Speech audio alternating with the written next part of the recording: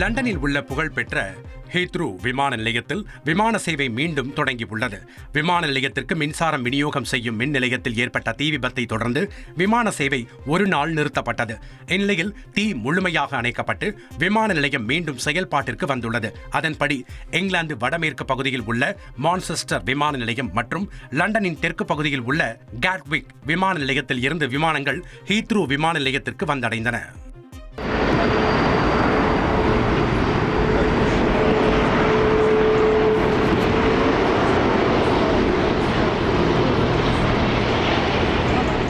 ஜம்மு காஷ்மீர் ஸ்ரீநகரில் கோரிக்கைகளை வலியுறுத்தி அங்கன்வாடி பணியாளர்கள் போராட்டத்தில் ஈடுபட்டனர். ஊதிய உயர்வு உள்ளிட்ட கோரிக்கைகளை நிறைவேற்ற வலியுறுத்தி பதாகைகளை ஏந்தியபடி ஊர்வலமாக சென்று முழக்கங்களை எழுப்பினர். பின்னர் முற்றுகை போராட்டம் நடத்தினர்.